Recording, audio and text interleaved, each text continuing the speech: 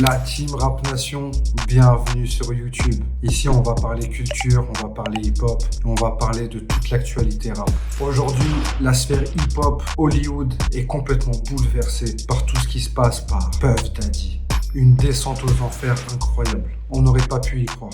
Abused, threatened, and coerced victims to fulfill his sexual desires. En tant que fan de hip-hop, j'aurais jamais imaginé qu'un mec comme Puff Daddy, qui a inspiré des milliers de personnes, dont des jeunes comme moi. Puff Daddy, faut pas oublier que c'est un mec qui a réussi dans le business, dans l'entrepreneuriat, dans la musique. Tout ce qui touche devenait de l'or. Mais est-ce que réussir, finalement, ça a un prix? C'est ce qu'on va voir dans cette vidéo.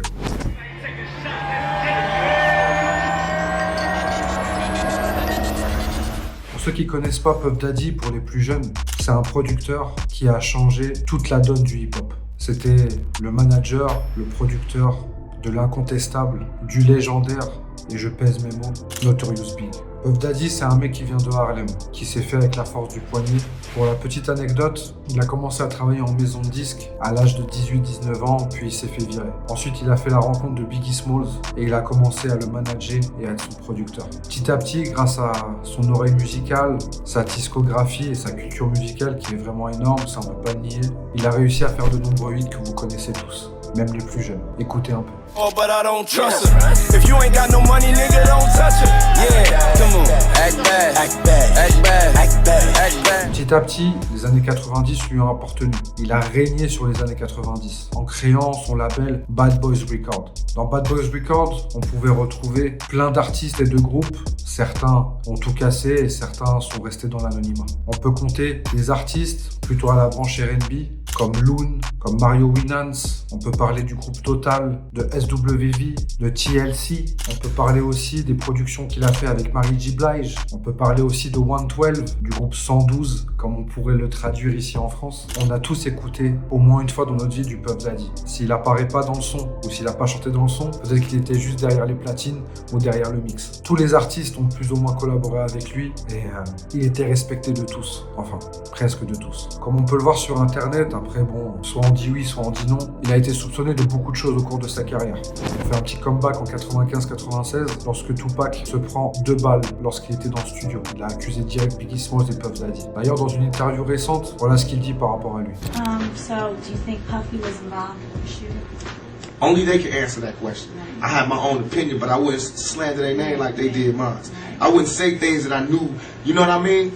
I believe so. I do believe so. I have proof things that I can say that will back up my claim, but this is not for the world to know about. You know what I mean? It's between me and him, and only he knows. So every time he say it didn't happen, or that's the only thing that makes this become an issue to everybody. Half of New Yorkers commenting on me getting shot, and before they was all like, we didn't see nothing. Ensuite, certains disent même qu'un artiste mort rapporte plus qu'un artiste vivant. Il est peut-être soupçonné aussi d'être impliqué dans le meurtre de son bras droit, de son ami d'enfance, de son artiste, Notorious Big. Il a régné de 90 jusqu'à, on va dire, 2015-2016. Il a sorti de nombreux albums solo et le titre phare qui a fait le tour de la planète, Last Night. Écoutez.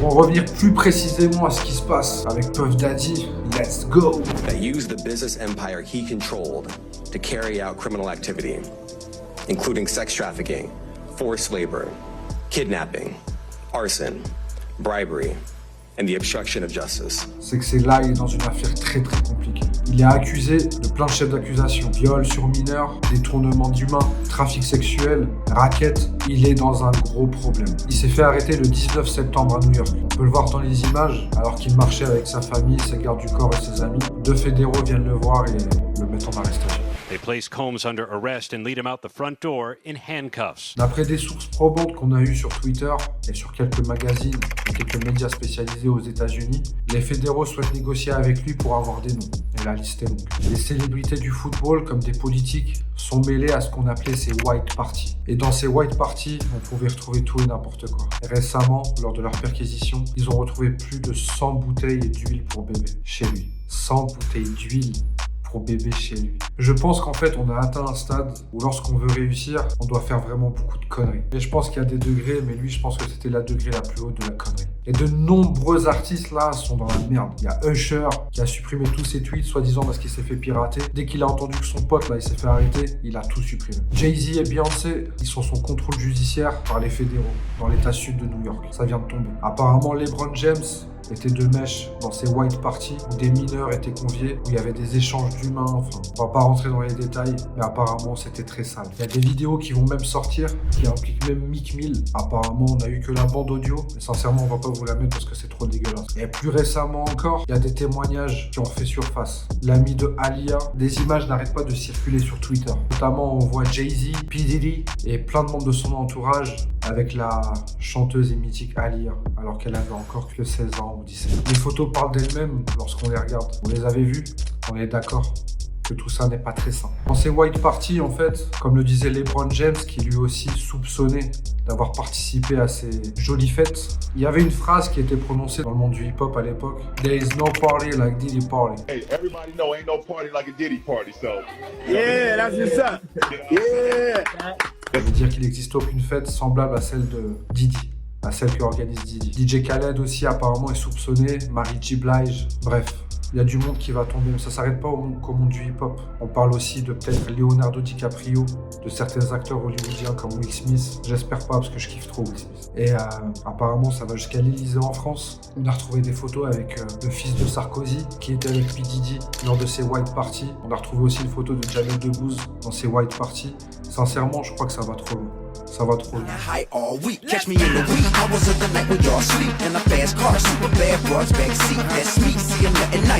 A couple nights till the moon say goodbye and the sun greeting us like. Et plus récemment encore, on a retrouvé des photos de Hillary Clinton à une white party que Diddy a faite. C'est la chute d'un empire. Là, ils lui ont tout pris. On parle d'un mec qui a été évalué à quand même à une fortune près de 3 milliards à 4 milliards. Là, ça veut dire quoi? Qu'il a fait toute une vie de sacrifices, dans tous les sens du terme, si vous voyez ce que je veux dire. Et aujourd'hui, plus rien. Ses enfants, il va leur laisser quoi? Bon, après, je sais qu'il est pas bête. Il a dû mettre de l'argent à droite à gauche dans des îles. Et même dans une interview, il s'est trahi lui-même. Un jour, il a dit qu'il avait une île, apparemment, que personne ne connaît. Il faut y aller en avion, après, il faut prendre 2 bateaux pour y aller. Ce qui m'attriste le plus, c'est Justin Bieber. Le mec a sacrifié toute son enfance. A 2022 interview from Justin Bieber has resurfaced in the wake of Diddy's legal drama. On voit des vidéos circuler un peu bizarres de tout ce qui se passe, de tout ce qui s'est passé avec Justin Bieber. Il a même dit une fois qu'on va passer 48 heures avec Justin Bieber dans un endroit, mais on peut pas dire ce qui va se passer. Justin avait encore 15 ans. Regardez la vidéo. I don't have legal guardianship of him, but for the next 48 hours, he's with me. So, and we gonna go full, buck full crazy.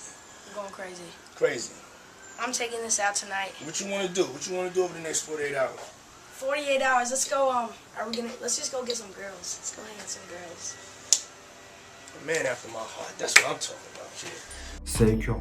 Tout ce que quelqu'un peut faire pour de l'argent, pour devenir célèbre, à la fin quoi? Tu meurs comme un clochard. On va en apprendre plus après sur l'histoire de Diddy. Cette semaine, je pense qu'il va y avoir beaucoup de choses dans l'actualité qui vont se produire. Restez branchés et n'oubliez pas de vous abonner. À très vite. La Nation. Let's go!